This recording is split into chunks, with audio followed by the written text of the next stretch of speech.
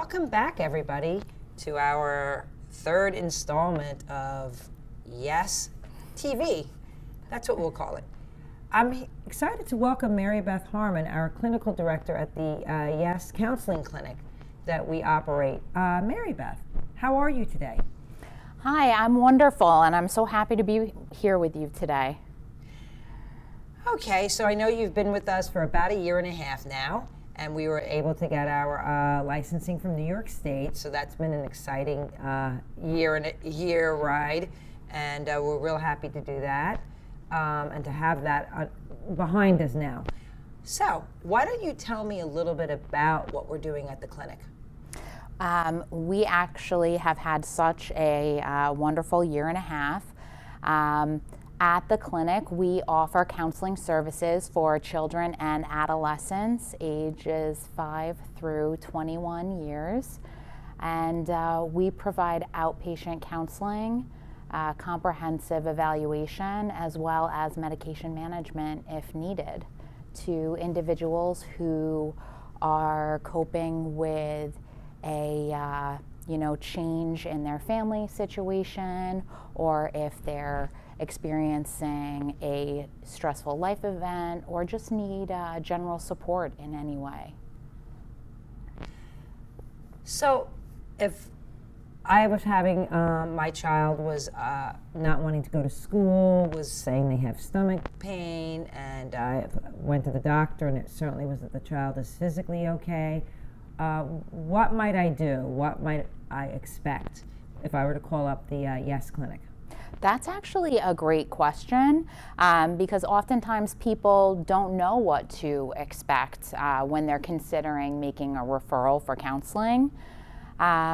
Whenever anybody calls the clinic, we speak with them over the phone, and a trained clinician, myself, or one of the other social workers on our staff, we speak with the family, and we talk about a little bit about what's going on, what's bringing the family in, and then we schedule a first intake appointment. And so let's say that we have a teenager, and the teenager's 17 and wants to come for counseling. What are the protocols for that? They're not quite 18, so I would think that there would have to be some connection to the family if they're under 18.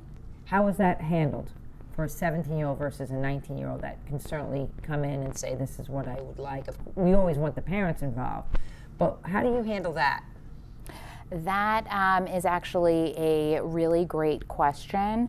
17-year-olds are actually, still technically minors, and we do ask for family involvement if a child is, a minor, because that's the population that we serve. However, what is discussed in the clinic setting is 100% confidential, as long as there aren't very specific safety issues present. So, and it's actually great insight as well. I'm sorry to interrupt you. If a teenager requests counseling. That's always amazing. Yeah, they're making such a good decision for themselves. And I think school districts are really doing their due diligence on recognizing issues that might require counseling or some mental health services as well. And we know that New York State has some new regulations going in by September 2019. So it's great to have a resource like the Yes Clinic. So I know that we always speak about and work on making sure that we have bilingual, primarily Spanish-speaking clinicians, and we've been doing a good job. Maybe you want to expand on the bilingual services that we're able to provide in person to primarily our Spanish-speaking clients.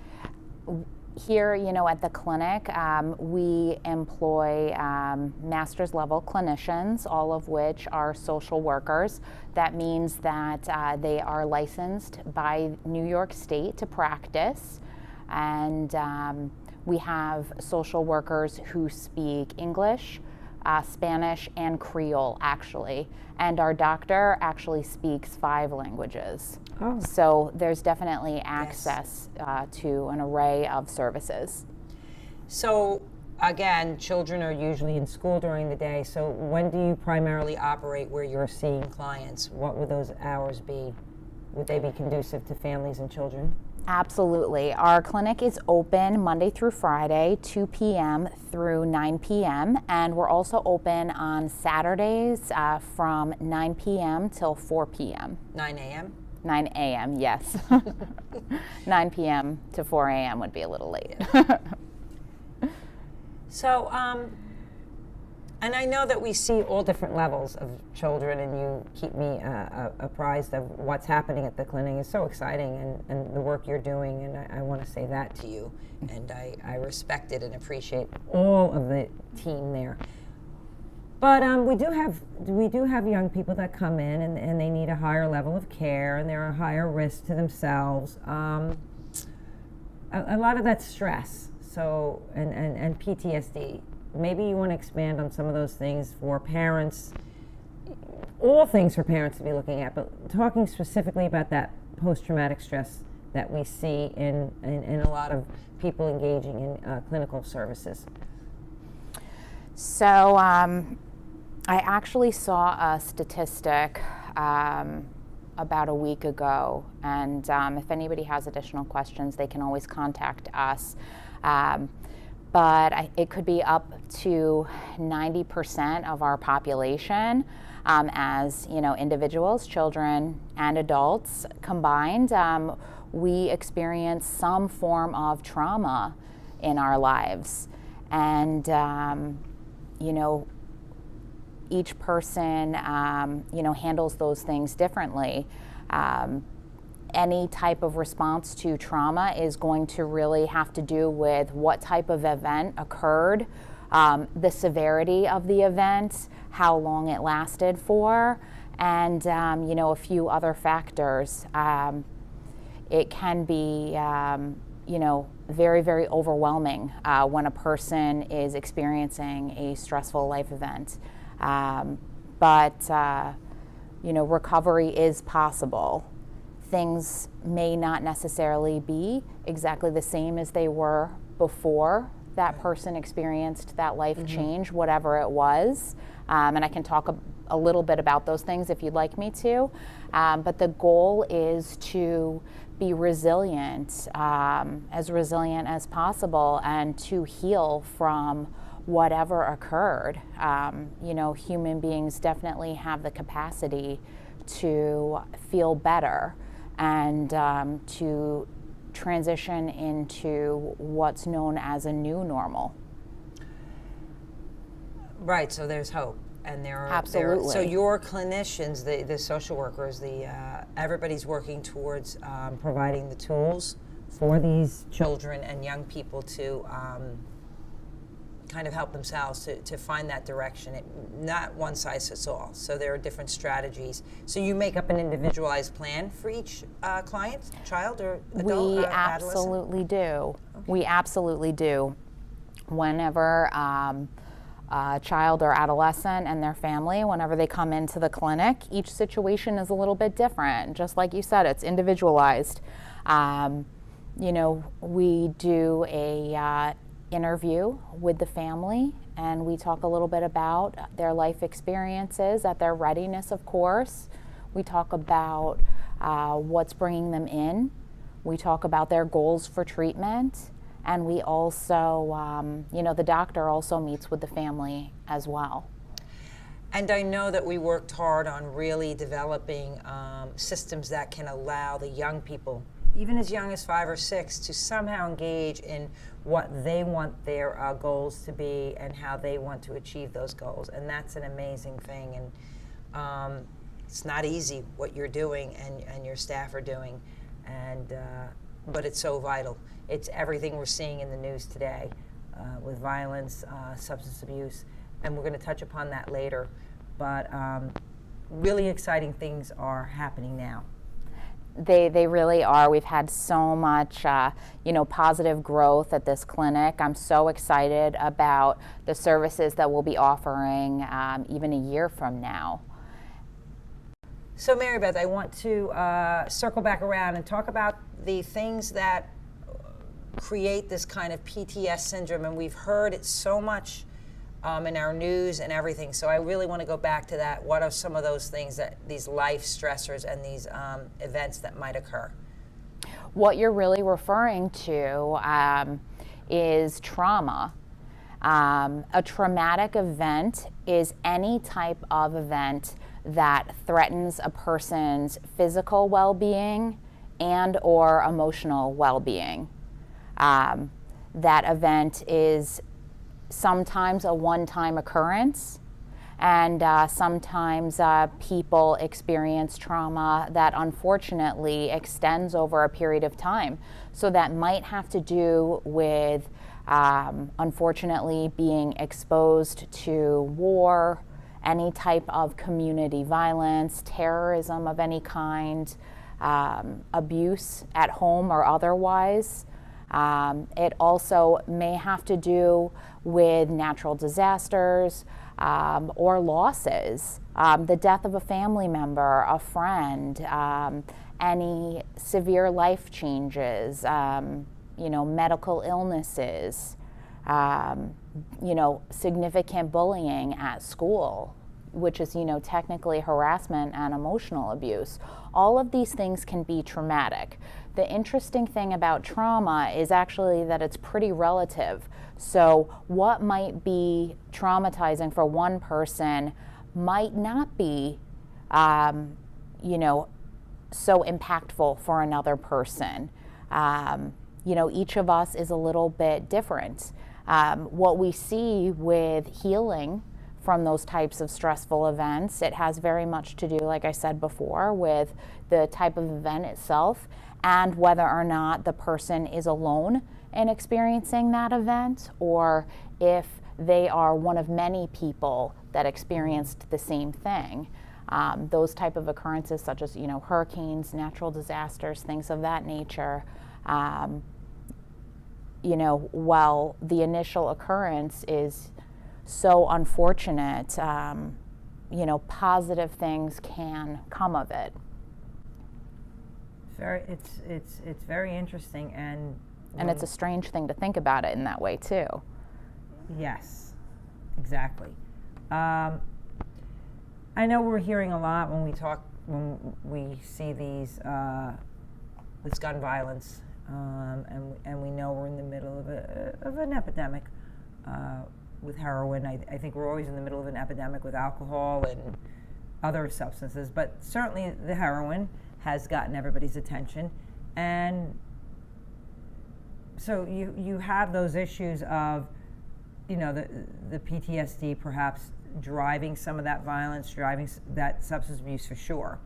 You also have the residual, the people who survive it. Also now, you have another generation, as it were, that would be kind of also, a parent who loses a child to substance abuse, or a sibling for a heroin overdose.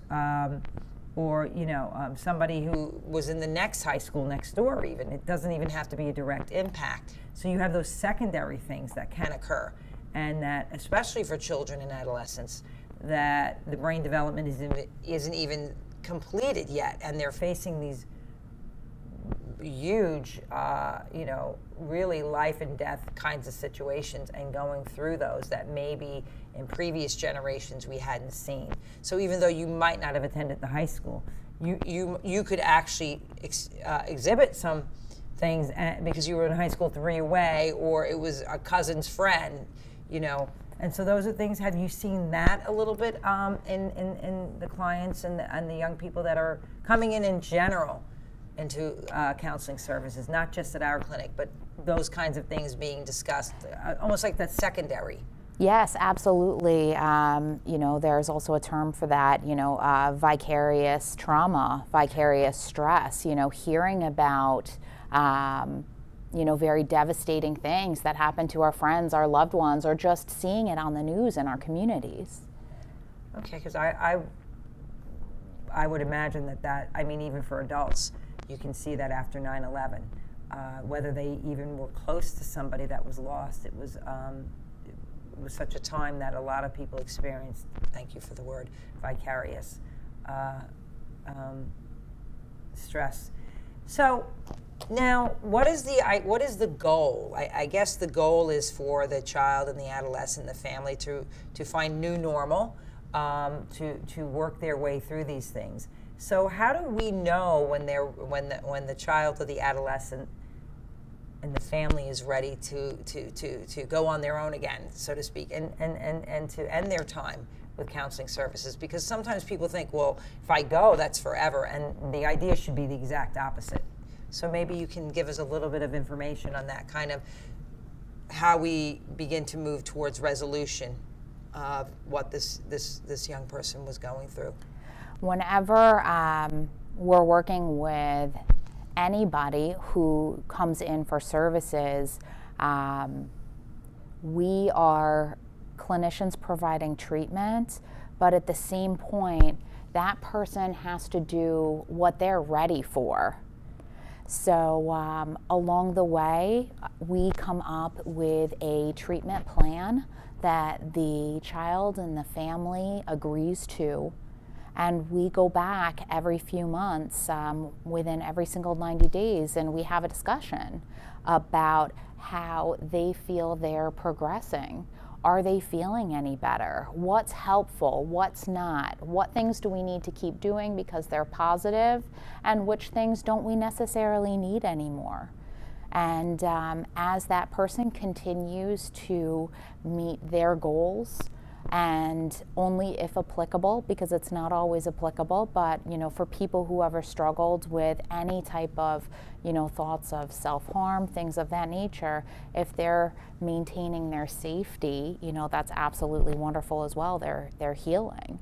So really, we're providing treatment, but it's also a client and family driven process as well.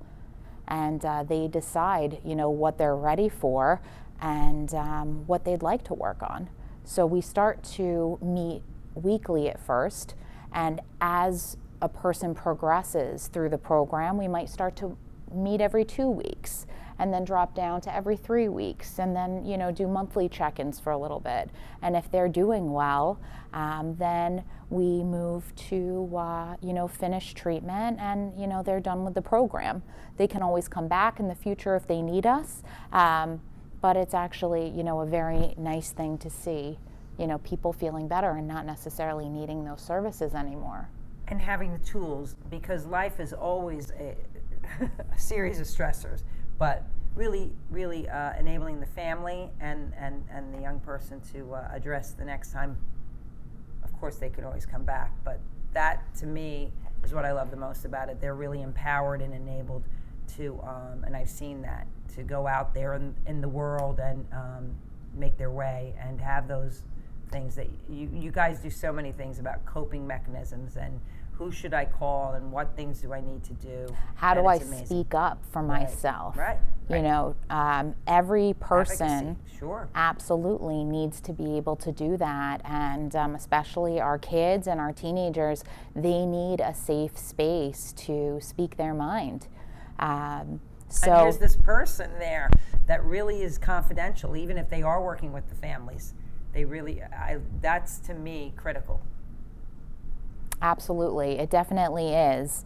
And working with the entire family to help improve communication. And even for people, counseling isn't just for people who don't have great communication with their family. Sometimes we don't even realize that we're feeling a certain way, right? And as we're moving through counseling, we're starting to kind of clarify our views on certain situations, right? And we develop new insights about ourselves. And kids and adolescents especially are so smart, and they're so resilient. So we really work with them on what to do in the moment to self-soothe, to help themselves feel better. whether it be talking about their feelings, engaging in wellness, engaging in healthy activities, exercise, positive friendships. All of those things are so important. And, when a person is able to do those things, they feel a lot better. So when the stressful things come along, they can recover from it that much more quickly. And in the event of, a very traumatic event, something that would cause, something like PTSD, which is post-traumatic stress disorder, the initial reactions that a person has, it's really, our body and our mind really trying to help us protect ourselves and heal. And sometimes there's a grieving process that goes along with that. And that's a natural part of feeling better in the long term. So, again, this is such valuable information for our families to have. And what I do want to do is talk a little bit about where the clinic is and things on the horizon for the clinic. So, we have a lot of exciting new things happening with our clinic. Our original counseling center is under a major renovation that we hope to be open by next year at some point, and which is right here in Brentwood, down the street. And but currently you're over at 401 Main Street in the in a suite that we have at the Town of Islip Town Hall West. So that's pretty accessible to people. I know the bus stop is right there, and it'll just be so good to get back to our Brentwood facility, and it'll be brand new, and we will be able to double the size of at least of the amount of people we serviced previously. So that's all exciting, and we're going to have a big grand opening and sponsors and really do it up big, maybe a barbecue, good old-fashioned barbecue, fun, cotton candy, all the things that we're not supposed to be eating, but it'll be great. And are you excited about it? I'm absolutely thrilled about it. A bigger location will give us more room to grow, and we will be able to provide additional support to the community and additional services. And we're still going to maintain where you're at now. That will be a satellite for us. Absolutely. So, year and a half. Why don't you tell us a little bit about why you decided to join the YES team, and a little bit about yourself. I am a clinical social worker. My background is in specialization with children and adolescents, and I started to become very interested in that population when I was actually in graduate school, and I love working with families and with kids. Really, I came to YES because the opportunity to build a mental health program was presented to me, and it's so exciting to be able to form a program and really shape the work that we do with families. So we're so excited to offer groups and individual and family counseling. And our main goal is always to provide support that's relevant and that's helpful. And we really ask our families to give us a lot of feedback in that regard as well. Yes. So you can't say no to that opportunity when it's offered to you. And I know we're really growing now, and it's really busy, which is great, and sometimes stressful. But you're doing a fantastic job. I can't say enough about the work that you do. Do you want to share your contact information? Yes. My email address is mharmon@yesnews.net. That's MHARMON at YESNEWS.net. And our phone number is 631-446-1950. And we're located at Islip Town Hall West. And so I think the most important thing that we can go back to, and we've heard a lot of great things, is to our parents who hopefully are watching this, and what can they do to help their child or children who are going through a life-changing or a life event and through a stressful time, no matter what it is. I mean, stress, like you had said previously, is identified in many different ways, and everybody has a different stress level and boundary. But what kinds of things can you tell the parents that might be helpful to them when they are there with their children and something stressful has happened or is happening? Well, what's so important is that kids know that they can talk to their parents and go to their parents when they need to talk about, whatever's going on, whether it's, transitioning from elementary school to middle school, or maybe not knowing how to speak up and ask questions in class. And as a parent, sometimes we have that natural inclination to want to jump in and fix things, pretty quickly. It's really important that you listen as best you can to your children in the most non-judgmental way you can, and just let them know that, whatever they're feeling is okay. It's natural to get stressed out about things. It's natural to get angry about things that happen sometimes. It's just, how we deal with it, which is, what matters. So before we go, when you said that the children should be able to talk to them,